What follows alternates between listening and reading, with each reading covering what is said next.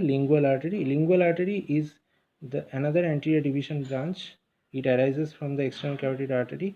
Within the carotid triangle, it accompanies with the hypoglossal nerve, and then this is the first part. This is the first part of the lingual artery above the greater cornu. Then below the hypoglossus muscle, this lingual artery, this is the second part, along with the upper border of the hyoid, it enters into the superficially to the middle constrictor of the pharynx.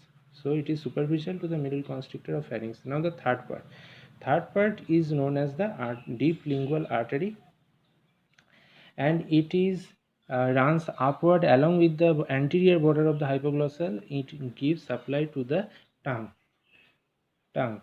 and so it has a two part, that is the dorsal lingual artery and the sublingual branch. So these supply to the tongue between the genioglossus medially and the inferior longitudinal muscles of the tongue laterally. So between genioglossus muscle medially and inferior longitudinal muscle of tongue laterally. So between them the lingual artery passes. Now coming to the facial artery. The facial artery is, there is a cervical, it is a corrugated artery.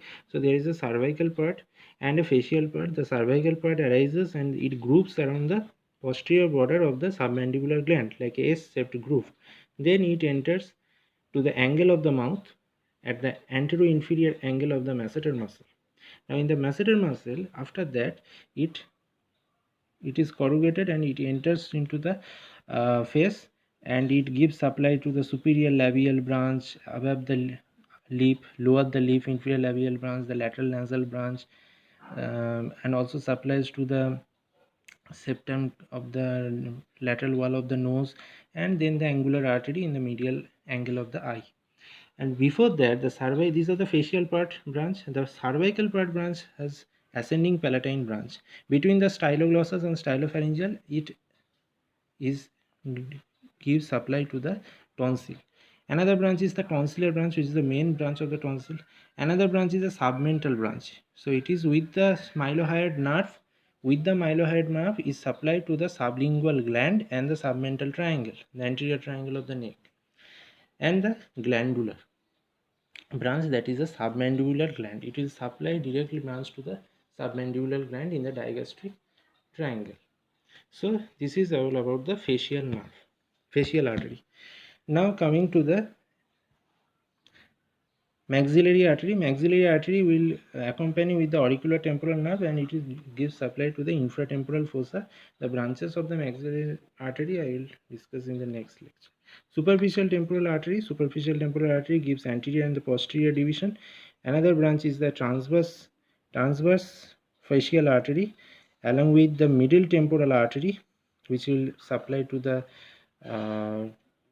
temporalis muscle, and the anterior and the posterior division supply to the scalp and the temple, skin of the scalp and the temple. There is a temporal superficial temporal artery pulse we can get, and so it is above 5 centimeter above the zygoma. So superficial temporal artery is 5 centimeter above the zygoma, where the anterior and the posterior divisions are present. Now the anterior division, the ophthalmic artery branch, that is the supraorbital branch, and the supratrochlear branch anastomosis with the anterior division of the superficial temporal artery. Now coming to the occipital artery. Occipital artery just it is the posterior division, and it goes to the along with the hypoglossal nerve.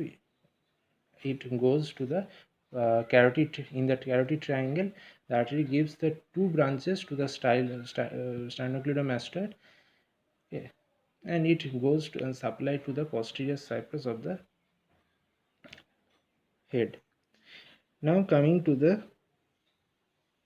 the posterior auricular artery. The posterior auricular artery above this